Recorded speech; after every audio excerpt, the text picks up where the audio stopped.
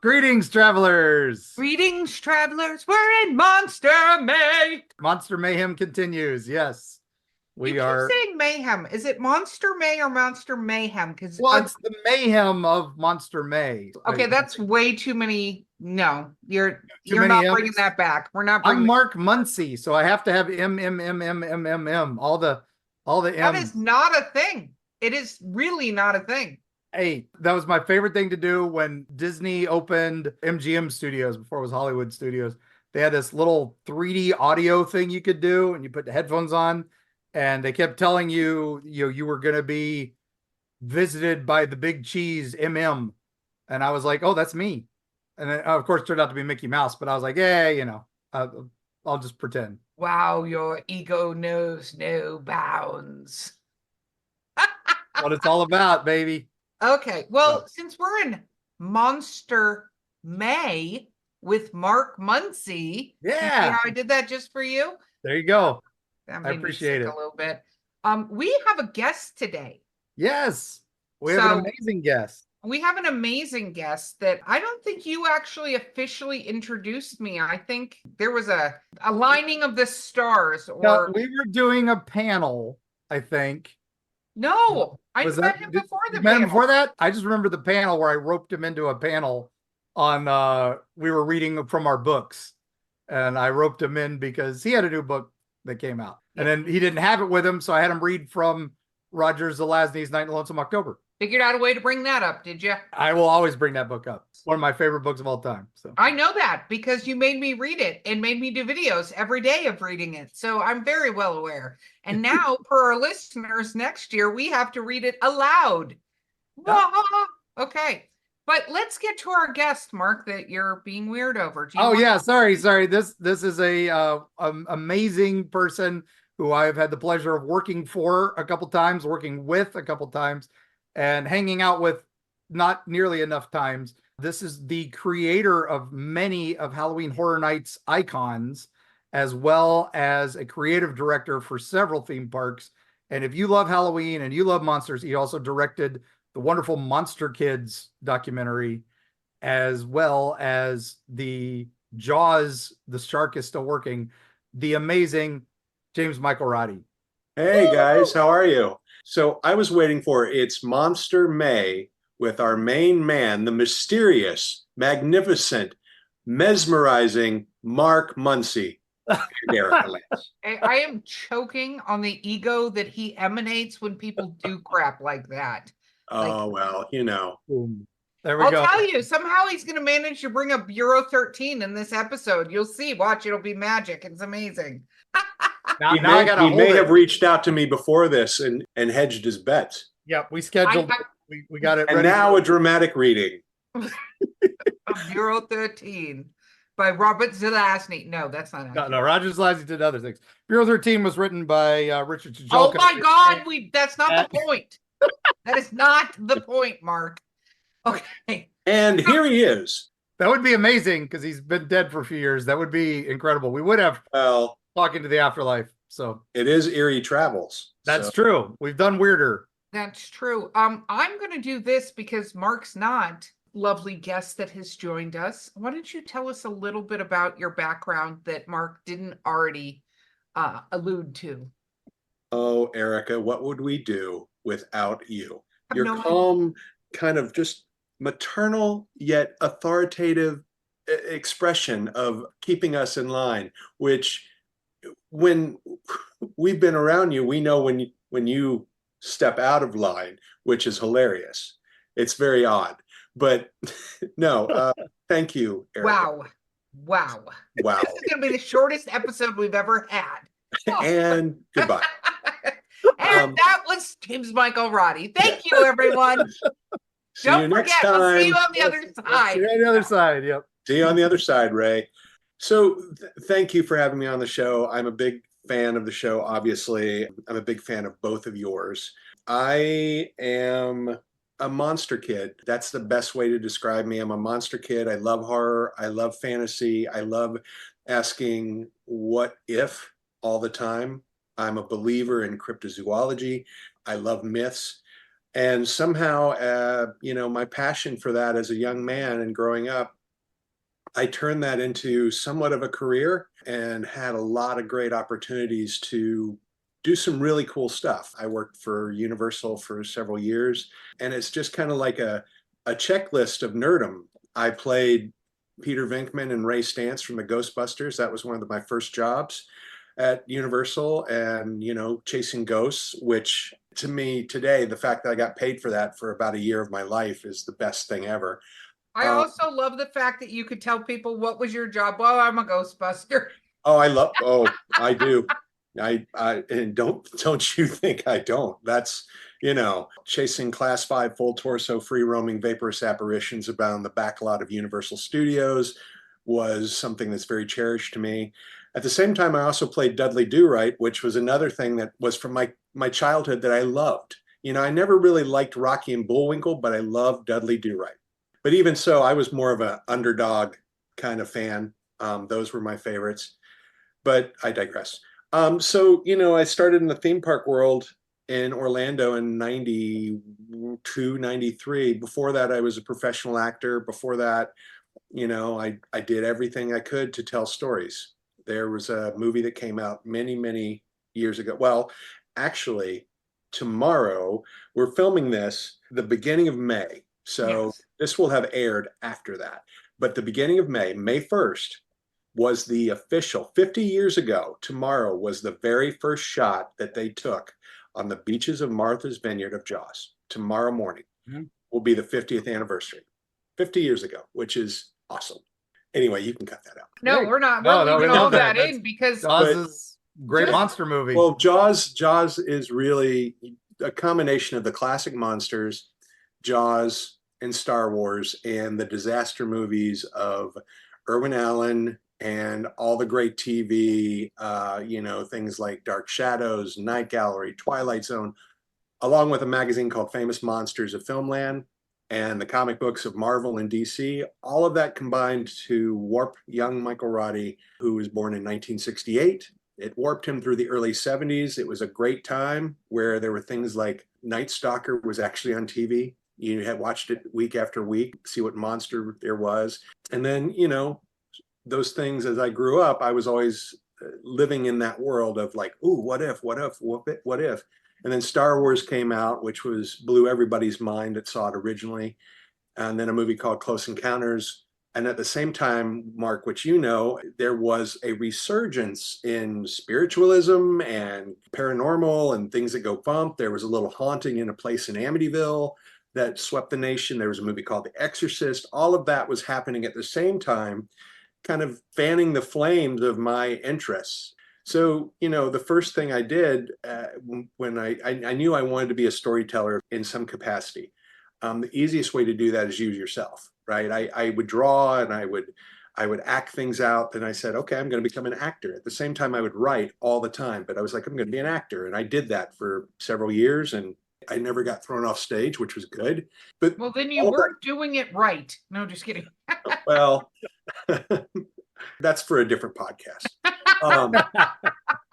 But the coolest thing is when I started working at Universal, they had an event team that was putting together things like Halloween Horror Nights. And so my interest and my fandom, and I dare say, I don't want to use the word expertise, but I grew up as a walk-in encyclopedia of classic horror. And so I played Norman Bates my very first Halloween Horror Nights out by the actual Psycho house that they had in the motel that Mick Garris used for the fourth Psycho film.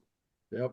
And then the next year I was still an actor at Universal, and I came in and they said, oh, we're not going to have Norman Bates this year. But would you be interested in doing some writing and some voiceover and stuff for us? And I was like, absolutely. And that just kept going and going and snowballing to where in about 3 years' time, I was on the creative team for Halloween Horror Nights. It was a very small team. And then some of those people left and I became the creative director for Halloween Horror Nights and created some really cool stuff with a great team of people like Mike Aiello and David Hughes. And we did, we created Jack the Clown and the Caretaker and these icons, because to me, that really was what you needed to kind of push the envelope of here's the intensity that we're inviting you to. It's going to be scary, but in a fun way. And you wanted to put a face to the event. I wanted to, okay, I need to ask a couple questions. I know you're Okay. talking about yourself. So my first question on that, because that was one of the first things you told me, which blew my mind, because going to and getting thrown out of Halloween Horror Nights, as we all know. Oh, so you did it right. I always do it right. It's Yeah. I don't run, I don't freeze, I attack, regardless if I know they're actors. It's fine. It's fine. I'm not allowed in. I know my limits. But one of the things I think is very interesting about Halloween Horror Nights, because a lot of places followed suit, and then of course there are a few sort of standalone haunted houses, but I feel like a lot of that when it first started was finding a movie or show reference and doing a haunted thing off of that. You know, you talked about Norman Bates, but Mhm. then you guys developed these characters that literally became more famous than some of the horror movie characters because of how scary they, but they weren't linked to an actual like previous existing media. That's absolutely right. And what I forgot to mention is before Universal, while I was working as an actor there, I was hired by a man named David Clevenger at a year-round haunted attraction in Orlando, downtown Church Street, called Terror on Church Street. And that showed me that, okay, this, you hear about Grand Guignol and French theater and horror theater and things like that, but it showed how you could take a group of people and move them through scenes, through scenes, through scenes, telling a story and scare the hell out of them. So that was something that I put in the back of my brain. So, you're absolutely right, though. A lot of things were based on IP, and luckily Universal has a lot of horror IP. So that usually was, I think that was probably the case of why they even started doing Halloween, is they're like, there's so much of our history that's rooted in horror, the Fab Five, if you will, of Frankenstein, Dracula, Wolfman, Bride, Creature, Mummy. But then beyond that, there's Psycho, and then there's some stuff in the 70s. Jaws is really hard to pull off as a haunted house, but they had an attraction. So they kind of, some of their horror offerings later on were not as available and not as well. The stories didn't really resonate. The movies weren't like The People Under the Stairs was a maze in the very first Halloween Horror Nights.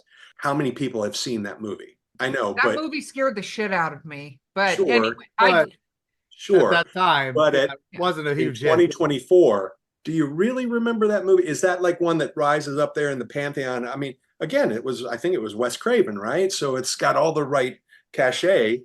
And also, things like Freddy Krueger, Jason Voorhees, some of those, Michael Myers, obviously, there wasn't such the litigious nature that there started to be in the 90s, the mid 90s to the 2000s, where people said, estates started popping up for people that had been long dead. Films that were in catalogs were suddenly like, wait a minute, there's money to be made from these properties. Even though we're not making sequels, we own these.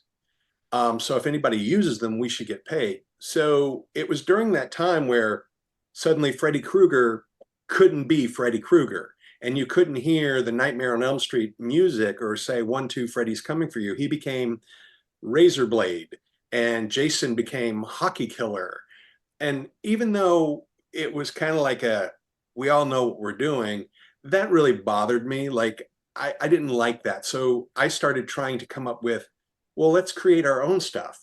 And, Jason Voorhees is very specific to that story, but there could be another hockey masked killer or a chainsaw maniac that's not, the Sawyer family from Texas Chainsaw Massacre. So we started infusing that into the scripts and the stories, and it took, right? People were like, oh, these are great. And then the backstories to each of those mazes became more and more, as a writer, you create a Bible, which you guys know of. Here's what's happening. And with that Bible had full storylines of these great characters that there was no movie that was coming from our imagination and things that we were like, wouldn't it be cool if, what we took it as our opportunity to make movies, even though we weren't filming it.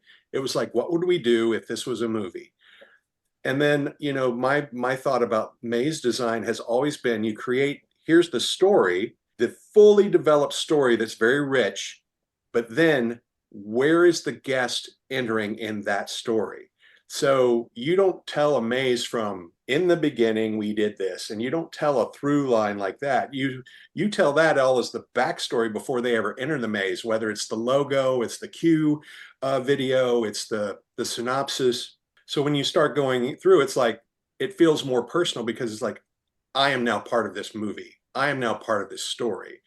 It's like if I were doing a Psycho maze, I wouldn't show you Norman killing his mother and mummifying his mother and all. I would say you're checking into the hotel. I mean, similar to what they did, right? You check into the hotel and then it's her story and then she gets killed and you're like, wait, what happened? And then you find out all this other stuff. So that really is what the switch started happening in the late 90s. And then 99, up until that point, they really didn't have a face of Halloween. It was like, well, Halloween's Halloween. And it was becoming very much generic. Like they had these things that they would say were icons that basically for merchandise, a little gremlin pulling an eye back or a skull, which are cool iconography from Halloween, but have no storyline attached to it. And they were trying to figure out how do we sell and grow our audience and sell this to a consumer or a guest saying, here's what this feels like. Because up until that point too, Halloween didn't really have an intensity to it. It was like, oh, it's another event. It's like, well, you want to tell people that it's scary and intense. So we were at what do they call it? The meetings where a group of people get together and talk about what scares them. And we were watching these people. Oh, focus group. That's what it's called. I was like, you Yeah. just described a meeting. You're like, it's a meeting where people get together and talk. And I'm like, you just literally described a meeting. So that's cool. Yeah, no, I But was a still focus group. searching. And for travelers, if you don't know what that is companies will put people together and watch them talk or watch them interact with their product to see if what they thought was happening or what they believed people wanted is what they want. Which characters stood out to them when they watch a pilot and stuff like that. Yeah. Yeah. So we were at this focus group and there were a lot of the same questions of what do you think about this? And what do you think about Frankenstein's monster and Dracula? And, and again, the people in the room, all walks of life, some knew who Dracula was. Nobody, it was very eye-opening because you're like, what do you mean they don't know who Bela Lugosi is? What do you mean they don't know? But I just sat there and I'm drawing, and because I always draw when I'm in a meeting and I just kind of think it helps me take information in. And they said, what scares you? And, it was the usual thing, spiders, which got it completely, drowning, fear of this, fear of that. And then there was this one person who just said, what scares the shit out of me? Clowns. And the entire room went, oh, yeah, clowns are creepy. Creepy, da, da, da. And they all started like back and forth. Oh my God, I can't stand them. And blah, blah, and they don't know what they're going to do. And Pennywise and da, da, da, da, da, da. And I'm like, interesting. So I drew a picture of a clown. And my idea was, well, it can't just be a normal clown. It has to be something like it's either returned from the grave or what have you. I drew a Jack-in-the-Box and him coming out of a Jack-in-a-Box. And then I just wrote across the top, because that game, You Don't Know Jack, was very popular at the time. And I'm like, it's still popular. I played yeah, and it I this said, weekend. Scared of the dark? You don't know Jack. And I put a J on the box and an A. And I slid this over to the marketing person. And she's like, what is this? And I was like, oh, there's an idea. And she was like, this is great. Da, da, da. They took that drawing and then they brought us in and they were like, okay, expand upon this. So I did a whole backstory on Jack. And then they said, we want to do a visual. And one of the artists at Universal just said, I want to paint it. And like, great, let's do a painting of it instead of digital manipulation. And he took photos of my face and painted me as the clown. And it just took off. And again, it was that combination. Is a clown terribly original? No, I'm listening to what the people say. Is Jack like, well, there's great clowns, right? There's Pennywise is one that comes to mind. But then I was like, but this story is different.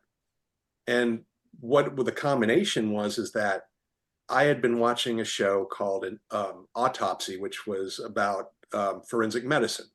And they did a special, just one of the small little bumpers at the end where they had gone to like a carnival graveyard in near Sarasota, right? And they're going through, and it was a BBC crew that was going through and filming all these old things, like going, oh, this is the heyday of when they had spook shows and spooky houses and all that. And the cameraman went by and there was a body, like a fake body on the wall, and he hit it with his arm and he hit the leg and the leg broke. And he looked at it and there was a bone sticking out of it. So they brought in a group and they were like, what is this? And this is a real body. And they found out that it was a gangster from New Jersey that they had killed and paper mached and stuck him in this thing. And he'd been there for 30, 35 years. Wow. Crazy. And I was like, okay, that is creepy. What if there was a clown in the 40s, you know, during the heyday of traveling circuses, and he would go and everywhere he went, kids would disappear. So the police were on the trail of him. The carnival owner found out that he was doing it. So the carnival owner and all the other circus performers and carnival performers killed this clown named Jack and stuffed him. His thing is he would perform on a giant Jack in the Box. They stuffed him in there, sealed it up, and kept it. And they could never find this child killer until a film crew is doing a documentary and looking for research for Halloween Horror Nights. Like, oh, we want to do a carnival theme. And they see this box and they turst to it, and you hear the dun dun dun dun dun dun, and suddenly Jack is released to cause chaos. And you know, Jack is awesome. I'm so happy that people liked him, that he's still around is fantastic. And it's you know, I also don't want to be like, I am the only one that I came up with the idea, but I didn't paint the painting. I didn't perform it. That guy named James Keaton, it was the guy I hired to perform it, and I directed him, but he got it immediately. And he's one of those guys that's like Lon Chaney. He needs the makeup. He wants to get in the makeup and feel it and how it's on his cheek. And that influences what he's doing. And, you know, Jack he's been playing Jack for 30 years, I think now. And there's other guys that are great too, but he's kind of that combination. And a lady named Susan Moore did the costuming, and it just was fantastic. Jim Utenberg did the prosthetics, which to this day are that clown. When he walked out the very first time, people were like, okay, Halloween Horror Nights they just got serious on us. We're going to have to take a break in about 5 minutes, but I want to talk about that exact point because you brought up, like we've talked before on like the list of people's fears, right? And up there are things like drowning and spiders and stuff like that. But the fact of the matter is, those are not fears that you can easily take somebody through a theatrical moving thing. Yeah, you can have spiders on the ceiling, whatever, and that would freak people out. But that in person is not as scary as something that's a live one or a bunch of them coming over a wall or something, which you can't, you know, even with the best spider trainer in the world, Mark's wife, Carrie, couldn't get the spiders to keep going over the wall every time somebody walked in the room. You know, Yeah. That's why you watch those old spider movies like Shatner's Kingdom of Spiders. It's tough to watch because you realize they're literally just got spiders crawling around and he's throwing them everywhere. And I'm like, oh, poor spiders. They're Yeah. Well, you harmless know, spiders. that those movies in the 70s, as much as I love them, Yeah. you know, you watch Food of the Gods now and you realize Oh, hey, yeah. they're shooting rats. Like, They holy were, moly. yeah, that's thankfully the ASPCA fixed all that. Yeah. but the point is you created something, and I think the difference is with people's help.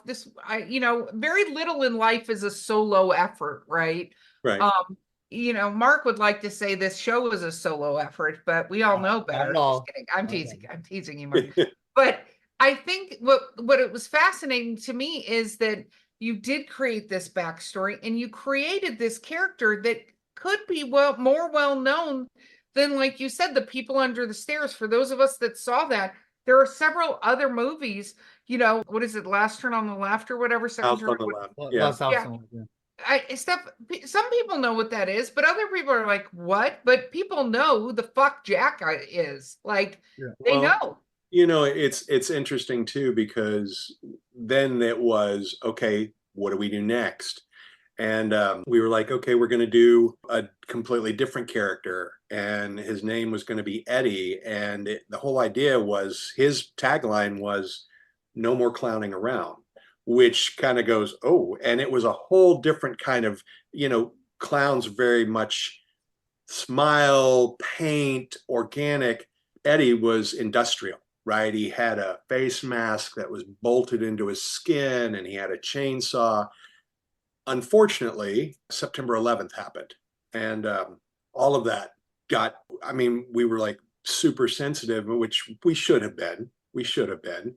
I'm not saying we shouldn't have done that, but again, then all of a sudden it was, well, what do we do? Oh, we know. We'll make Jack Eddie's brother. And I'm like, okay, we can work with that. But I didn't want him to be in the same family as Jack. I wanted him to be his own creation, just like the caretaker is his own creation and has his own story. It's a different movie. But it's interesting too. One of the other influences for Jack, and not just necessarily Jack, but why I think clowns personally scare me, because I look for, how do you connect something to somebody? Like, how do I connect it? Like, what is that thing? Like you said, spiders, it's creepy. It's coming across the floor. Don't like the way it moves. I don't like the fact that it has mandibles. I don't like the fact it can bite you and some of them can kill you. All these things. But how do I connect you to being terrified of that? Well, for Jack, I started thinking about clowns, and I've never been afraid of clowns, but I remember a movie that stuck in my head that was called The Greatest Show on Earth with Charlton Heston. It's from the 1950s. It's a fantastic movie. But Jimmy Stewart played a clown. Yep. And very lovable. Jimmy Stewart, who's one of the most lovable people in the world. George Bailey is playing a clown. But you find out, you never see his face. He's always got the makeup on, and you find out because he's a wanted murderer. Yep. So that to me was, as scary as this is, what's underneath the grease paint? What's the mentality? What's in the intent behind a clown? Because they can make you happy and smile, but if you look at their eyes, and it can get really, really out there pretty quick. John Wayne Gacy. Yeah, you look at some of those pictures and you're like, wow. Yep. Entertaining at different things. He did it. Well, and this distracts you, right? Oh my God, funny. He's got a painted on smile. He's got a big red nose. Right. But his eyes are telling you, I'm going to gut you like a fish. Yeah. No, it's true. It's true. Okay, we have to take a quick break. Enough with now having the crap reminded of scary clowns. We will be right back after this word from our sponsors.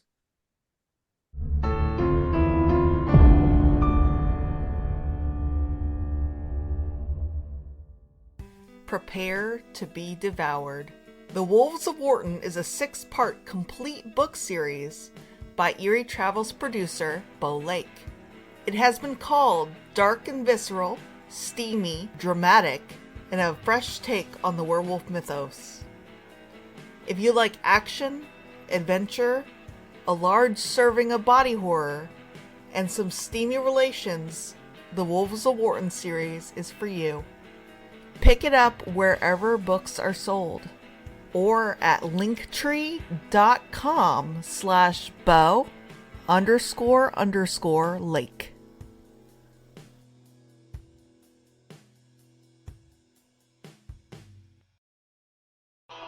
Greetings, travelers.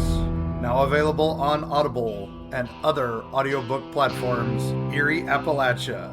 Join us, won't you, as we discuss creatures like the Popelick Monster, the White Fangs, the Snallygaster, the Wampus Cat, the Lizard Man of Scapewar Swamp, Bunny Man Bridge, and the Ohio Grassman. All these creatures and more await you if you dare listen to Eerie, Appalachia, presented by Mark Muncy, History Press, and Four Horsemen Publishing.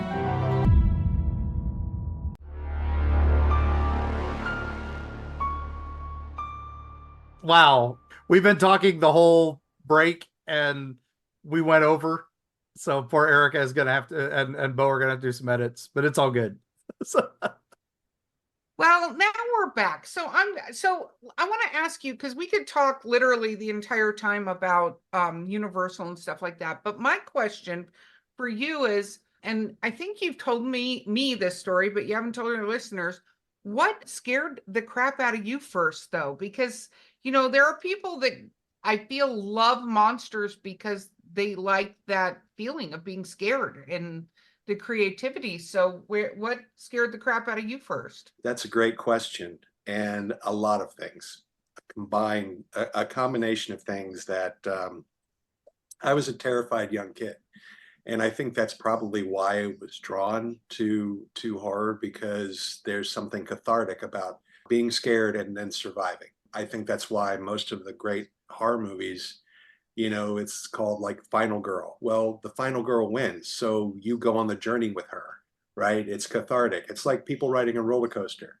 It's terrifying. It's physically terrifying. It is a sensation that causes anxiety, but then you get through it and you're like, I did it, right? It's the whole idea of, I want to slay my dragons. I want to be prepared for my dragons so that I can slay them. So back to your question of what really scared me. Early on, I was scared of spiders because I saw a movie called The Giant Spider Invasion, which is terrible, but it's awesome. We'll try to put the link if we can find it in the show. It's a 70s film that had an amazing poster. And, my parents, God love them, were very open with like, what do you want to go see? What do you want to do? You want that magazine? Sure. You want that comic? I never have a memory of my parents going, I don't know about this, which explains a lot, I'm sure. But also, like, I just think it was a horror movie, and I saw this poster and I went to go see it. And then it just messed me up. That and the footage from a show called In Search Of. Yeah. The Bigfoot episode of In Search Of, which to this day, Bigfoot scares me. It scares me. The idea of it. And, I've seen Harry and the Hendersons, and that's really nice and that's really great. But the scary thing to me is it's still an animal and a creature that doesn't want to be seen. And, wherever your stance is on believing or not. But what's funny is my first day at Universal as an actor, I walked across the lot and I see Harry coming at me. They used to have a Harry and the Hendersons costume character. So I see flipping Bigfoot cruising across Hollywood Boulevard at me. And I'm like, what is this?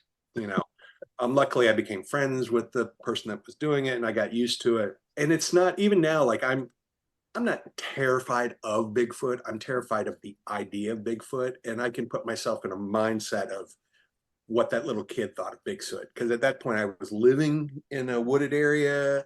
It just was like this kind of combination, and it connected with me, and for anybody who's ever been in the woods by themselves, you feel like you're being watched anyway, because there are hundreds of things watching you. Yep. But, the idea that it's a huge mammoth, 7 to 8 foot tall creature that is probably a carnivore, that's not good. Yes. No. Yeah. And I think most travelers do believe in Bigfoot or some version thereof. It's preternatural. We don't know what it is, but it's even then when it was In Search Of, we also had the $6 Million Man episode. Yep, that did it too. With Andre the Giant, and it's the only thing that ever kicked $6 Million Man's ass. Yeah, it was Bigfoot. I mean, later he becomes a friend, and spoiler for a 50-year-old show, but man, that episode shook me. Yeah, I agree. I have one of those Bigfoot toys. Oh man, because it was something I had to have. But I remember when that episode came on, and there's a shot. I watched this within a year or two ago. I watched it with somebody, and I said, "This messed me up." And there's a shot right before they go to commercial where Bigfoot's coming right at the screen, and then it leaps and it stops, and you're like, "Man, it's just terrifying." And then there were the movies and the magazines that came out in the 70s, and I bought all of them. And I was great during the day, but then at night, I swear to you, that arm was going to break through my window and come in. And, and it's funny because everybody I used to work with knew I had somewhat of a thing about Bigfoot. And I don't know if you guys remember this, but I think it was mid 2000s on CNN for about 3 hours, Bigfoot was real.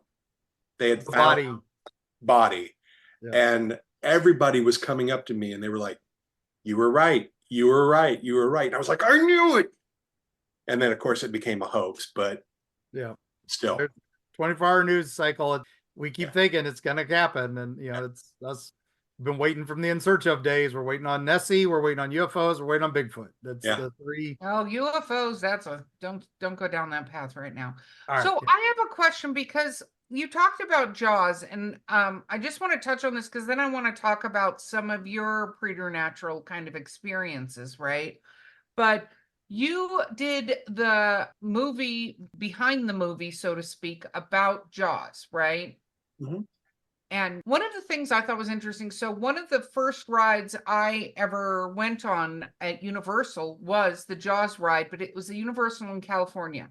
Mhm. And not that the Jaws ride wasn't good in Florida, but the Jaws ride at Universal, because it was a studio tour, and I think a lot of people don't realize, like, this originally started off that the whole point of it was you got to go behind, and there weren't rides, so to speak, necessarily. There was you getting to see where things were filmed and how they were made. And I remember when the Back to the Future car was brought to Universal Studios, like a big deal to really look at this car and see the inside and see the props. And it wasn't you're going on to a Back to the Future ride.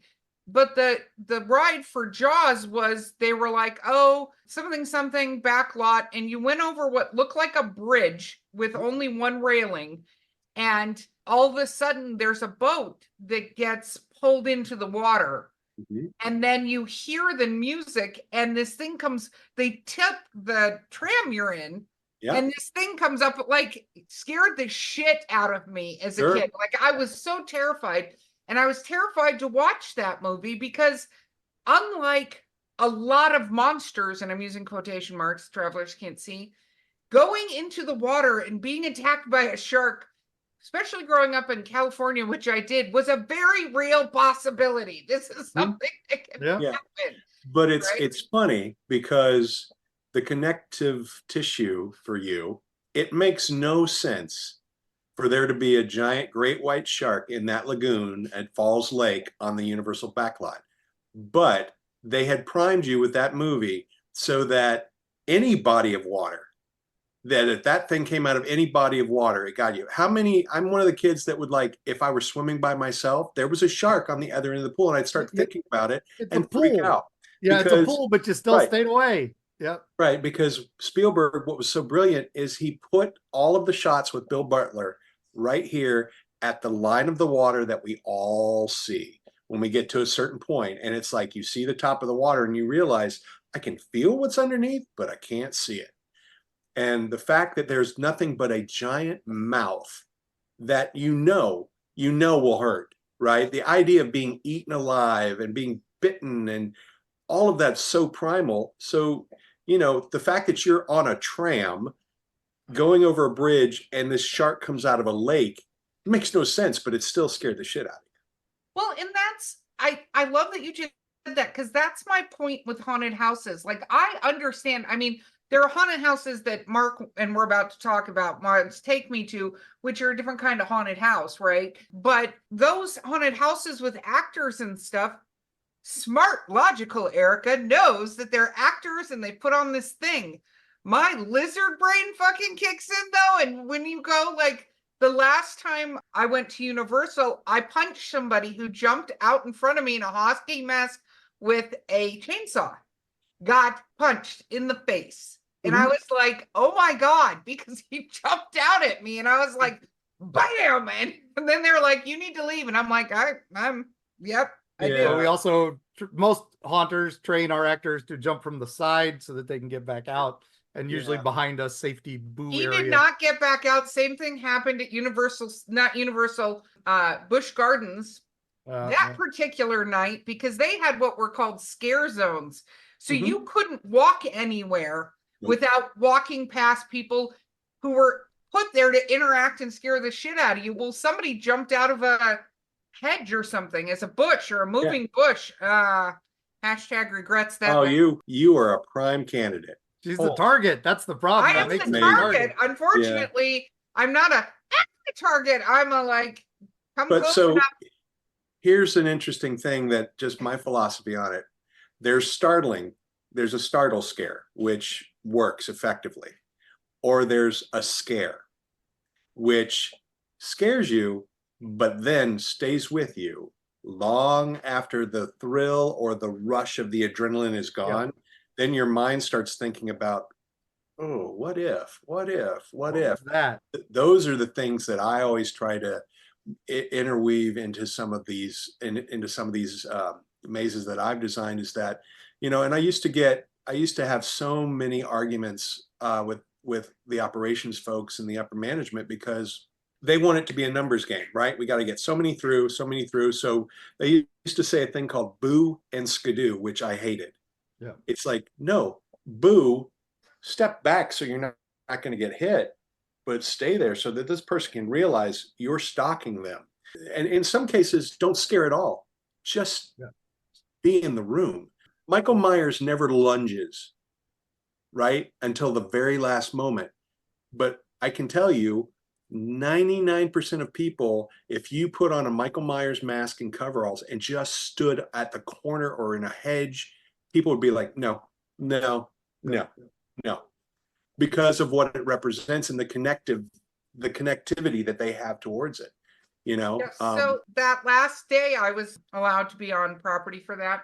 They did take my picture, so just for the record, super not allowed to go back. It's been a while. I don't think they'd recognize me. But we went in. Really, they trespassed you? Yeah. That's awesome. That's fun. Yeah. That was a win. That may have been the second person that got assaulted. So the first time I think they forgave. The second, I hit him really hard. I felt really bad, but don't jump out of a hedge at me. It's like a bad idea. But you paid them to do this. You know that, right? I did. Well, and here's the thing is we went through a haunted house that was like sort of a butcher shop. There were hanging bodies with wet bags, which was part of that other thing, which like that stays with you. Like you're pushing yourself past these bodies that, these bad meat is what it's supposed to be or something. Mm-hmm. But to your point was, there was a person in a wheelchair chasing the group through to get you to move so that more people were going through, right? So if you didn't keep moving forward, this thing started chasing you, right? And I remember there was this very large woman with her son who was a teenager in front of me, very large woman, bigger than me.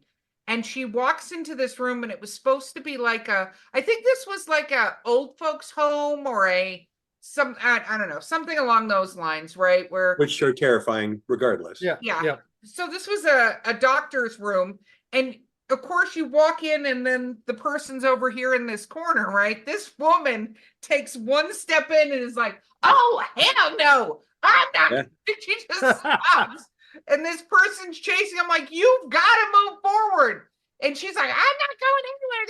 And I'm like, that's awesome. I literally just leaned and pointed, and this thing that looked like it had entrails coming out goes, and she's like, I was like, God.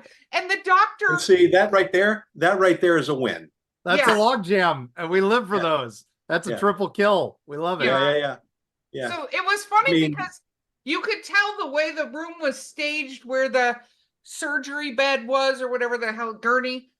All the doctor was going to do is step up. He wasn't going beyond that gurney. Like I could tell, like his entire thing was just to do what you said, come into your presence, make something. There's a terrifying person with a cleaver or something. I don't fucking know, but it was terrifying. You need to go through a haunted maze with me because I love the fact that you can tell where they're coming from. You can really the knock upside down because you're the perfect audience, because I will tell you, because I've been in the meetings.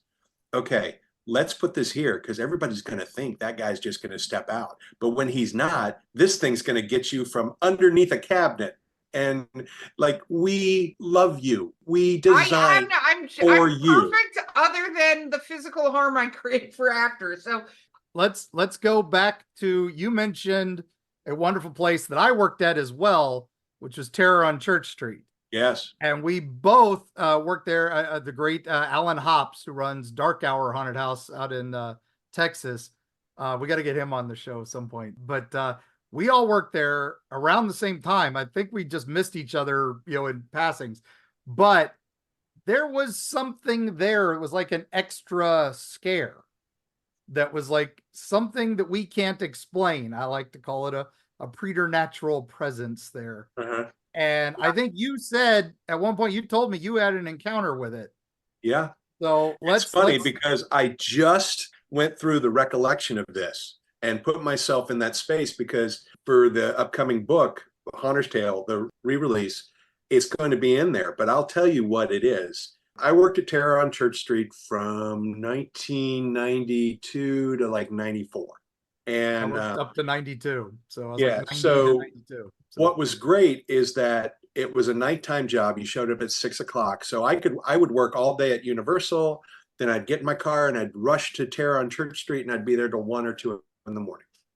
The people at Terror on Church Street, David Clevenger was amazing. He was an amazing designer, amazing director. So David found me. I was at a theater in Orlando called the Old Mark Tooth Dinner Theater. And he came to see a show, and the director of the show introduced me and said, "Oh, and by the way, Michael's a horror fan." And he was like, "What?" And so David and I started talking. He was like, "Come visit me on Tuesday." I went, and he hired me to do some writing for him, to do some acting, all kinds of stuff. And I'm like, "I'm in. I'll whatever you want."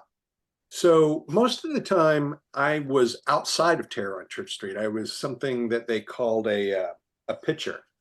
And the pitcher would go up and down Church Street and try to get people to come down, and you would create characters. So it was a lot of fun. Like, I had a character that was very much across, like, what if Jack the Ripper was a vampire? So he had the top hat and the cloak, but he also was a vampire. So that's how he was able to disappear. And, and I would create these different characters. Funny story is, one time the tooth fell out and I immediately had to think on my feet, and I became Snaggles, the one-tooth vampire. So a couple of times, though, I loved being in, because, you just sit there in between groups, and I would read magazines or draw or what have you, write. But one night there was a room upstairs called the morgue. And the morgue was basically what sounds like Erika's worst nightmare. It was an industrial green tile room with a bunch of hanging bodies in bags. So you would come from The Exorcist. It was on the second floor. You would come from The Exorcist and that whole thing, which freaks me out. But you'd go down this hall, and then as you go in, these bags would start moving back and forth, and you'd have to navigate through them to get out. And most people would be backing out, and then your impact would be there, which is your scare. So I was in the room, and you're in this little cubby hole, and you have like a little thing to look out, and you have a microphone that you can kind of taunt people with. So I'm sitting there, and I hear the group go by outside past Exorcist, and they're going, and I'm like, okay. And I went to hit the button to start the bags moving back and forth. And out of the corner of my eye, I see this thing in the room, that little white shape that hops up and starts moving towards the group. And it's actually moving the bags as it's going.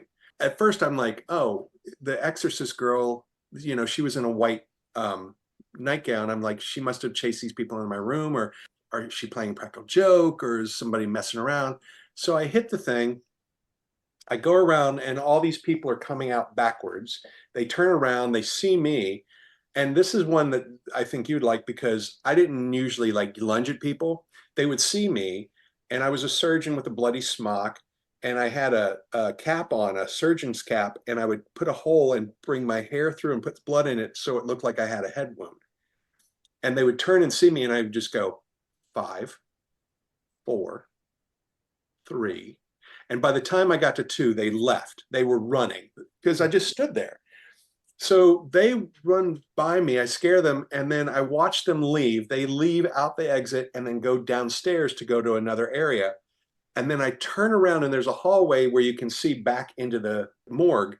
And I see what looks You like... just give me the heebie-jeebies by you getting the heebie-jeebies. I don't Yeah. know. No, well, God. but I see basically a human form. And it's not clear. It's not bright white. It's whitish, right? And I'm looking at it. Your brain tries to go put things together. And I'm looking at it, and the clothes it's wearing doesn't have any seams, anything. And it just, at first I'm like, is he wearing like a unitard, like a skier's outfit? What is that? And then I keep looking, and it's walking across the doorway, and then it turns and looks at me, and I look at its face, and there isn't one. It's just a blur. And it literally is like, well, what am I looking at? and then it continues on and dissipates into a wall. I honestly, and I'm not easily thrown. I just was like, what just happened? Like, and then you start going, did that really happen? Yeah. All the things your brain's going, no, it can't be possible, can't be possible. You're dreaming. So I called on the radio. I was like, hey, I need a break. And I went downstairs, and, David had known about things, but he always poo-pooed it. But I was like, yeah, I just saw something and I can't make sense of it. And one of the other guys like, oh, you saw Yellow Man. And I'm like, that's what they told me. Yeah, I'm like, what is Yellow Man? And the story that I got through having conversations, and here's the other thing, ever since that time I saw it and I acknowledged it, then I never felt the same at Terror on Church Street. I always felt like something was aware of me, didn't like that it was aware of me, didn't like that I was aware of it. So much so, I kind of started pulling away from Terror on Church Street.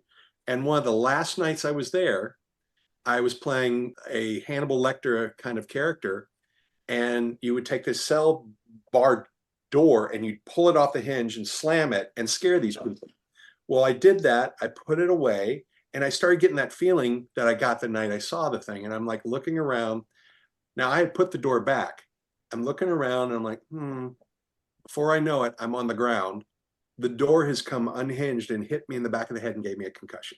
Wow. So I was like, you know what? I think I might be done. And I never went back as a performer. I went through with guests a couple of times. Like, I'd take people to go, this is how haunted houses should be, until the place closed and they were having an auction. And I was like, I'm going to go through and just walk. And I swear to you, I walked in and it was like something knew I was there. It's like, and oh, he's back. And I talked to other people who got the same kind of sensation. It was like, at one point they were going to do a documentary on it, but they didn't. Yeah. And we actually shot a short feature before I saw the actual Yellow Man or whatever it was. We shot a short feature there that we were going to sell in the gift shop called Tales from Terror. And the late Micah Cord was the horror host named Mr. Dark. And the first story that we did, I had written it, and it was called Full Time. And it was about a kid who loves horror movies and wants to get a job at a haunted house. And he goes in, he's like, I want full-time work. I want full-time work. And they're like, well, let's try you out first. So he's like, come back tomorrow. The kid comes back, and you come to realize that all the ghouls are real and he is going to be there. You wanted full-time, you got full-time. But there was a shot that we did in the graveyard where this kid's running straight at the camera. We film it. We filmed all night, right? The next day, we gave the footage to a guy named Hector who was editing it. He was doing post in Tampa, and he called us and he was like, guys, did you see what you saw? Like, did you see anything when you were there? And we're like, no. And I still have it. It's terrible because now it's like degraded, but there's a moment where he's running down the hall and it looks, again, that same kind of white form, head, side of a head and an arm looks like it reaches out from the wall and swipes at him and then disappears. That thing, I worked there and I did not like working the second floor.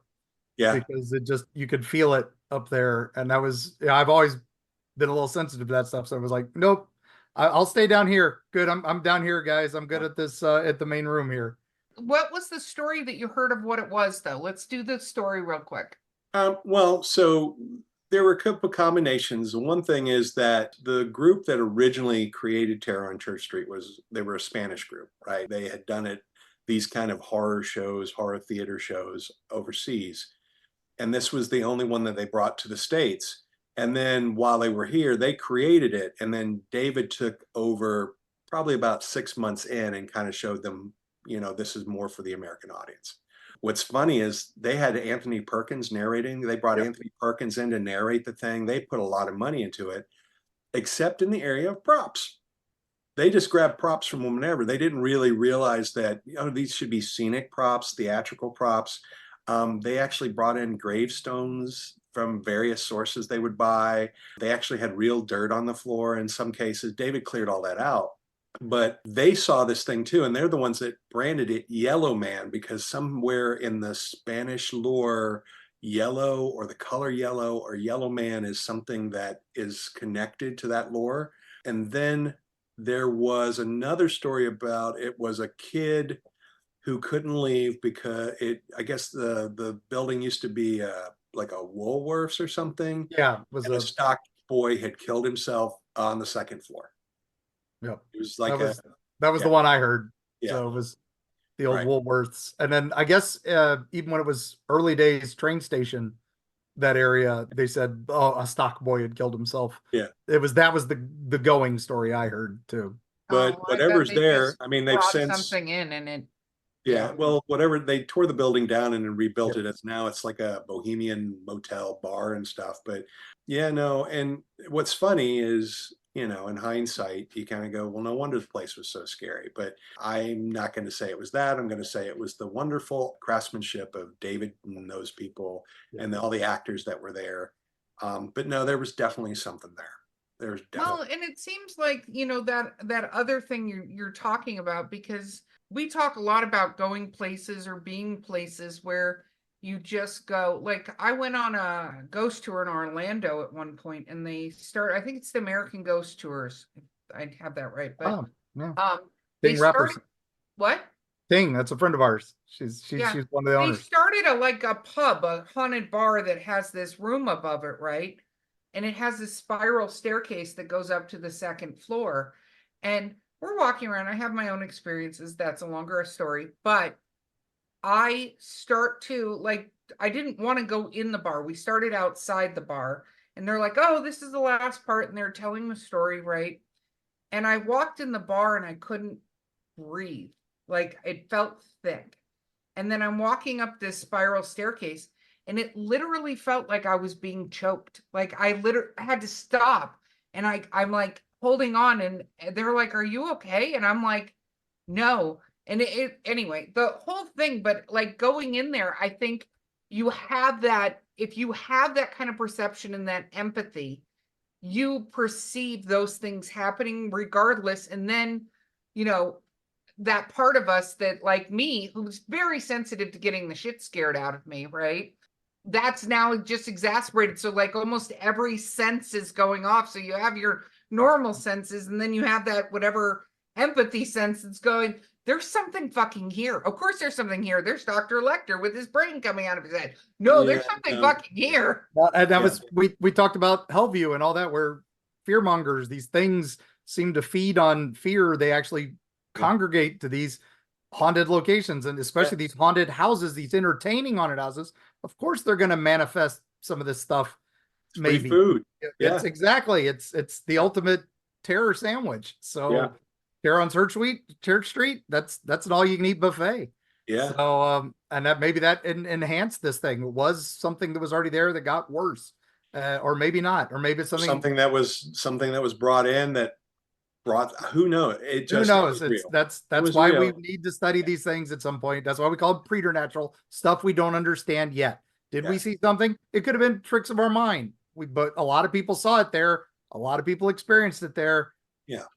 I It's don't think something it's was there. of your mind. It's just, was it manifested, or was it something else, like a suicidal stock boy or something like that? Not lessening a suicidal Um, stock boy, but I feel yeah. like that's a default a lot of times, is it was a suicide that, whatever. Yeah, well, I mean, I think I don't know. And there's a part of me I would love to go back and find that out, as I just never did, because I knew what I saw. I don't know if it was a stock boy, but it wasn't good. To me, like if it's a suicidal stock boy, that would be more about being sorrowful and sad. And this was not. This definitely had an energy to it that was not great. It was not good. It It was it was aware, and like I said, it was aware that I saw it, and it like saw me. it liked to scare people. That was just it. Yeah, It yeah, enjoyed the it enjoyed what it was doing. That's the feeling that I got. And again, you try to, you tell different people that story, and they're like, "No, I get it." And other people are like, "You sure you weren't?" I'm like, "I'm sure I wasn't, but you know what? I also am on a different. We're all on different frequencies sometimes." So Yep. It's stone tape. Some people see it, some people don't. That's right, just the way it is. All right. We should, Shameless self-promotion time. yeah, you've mentioned your new book. So Yeah. the So old this, book that's going to yeah. be new. So, So I self-published 2 books called Haunter's Tale. And the idea behind Haunter's Tale is people that are in the horror business of haunting, makeup, acting, or true ghost accounts, are just interested in the horror genre, and want to create in that genre. I started with just inviting people that I knew had created some amazing things. And I said, if I gave you page space, what's something that would turn you on as far as horror? Like, I want to hear you, like, have you written something? You want to write something like a brand new piece of fiction, or do you want to tell the story of a haunt? Do you want to tell a true ghost story? I left that up to them. And then I'll give each contributor an interview. They'll get the same interview that talks about, why do you love horror? What movies do you like? What's your favorite Halloween? All these things that are really cool, and kind of like the inside the actor studio for haunters. So they did well, but I met Erika and I showed her the book, and she's like, well, Mark introduced us, but and I've been a big fan of Mark's books since they first came out. But she said, okay, let me tell you what you're doing wrong. And she was right. She was absolutely right. This was a passion of mine. I wanted to get these out. So luckily, with her help, we're republishing them with a brand new face, new content, rebranding them and releasing them. The first one comes out this year, October 31st. And there'll be several volumes. And again, lots of new content along with the classic content that's in there. And before that, we're launching a Haunter's Tale podcast, which will go further into a deep dive with people that are in the book, some people that aren't in the book, and just kind of across the whole gamut of whether you're a home haunter or a professional theme park haunter or a theater director who directed a great version of Sweeney Todd. It's horror theater, horror storytelling, and why it makes us love it so much. Well, and it's a lot of behind the scenes and talking to the people I think you don't realize make up the parts of it. Like, I would never go, oh, I wonder who created Jack. Instead I run from a fucking scary clown. Right. But, I love that you're able to discuss that and talk about for people who love being scared and love the haunts and all of the different kinds of haunts. Yeah. No, I absolutely. The reasoning behind it is I get to hear their stories, which, again, anybody that's in this world of storytelling where sometimes it skews a little darker, I'm a fan. First off, I'm a fan of anybody who sits in front of a blank piece of paper and fills it with thoughts. Bless you.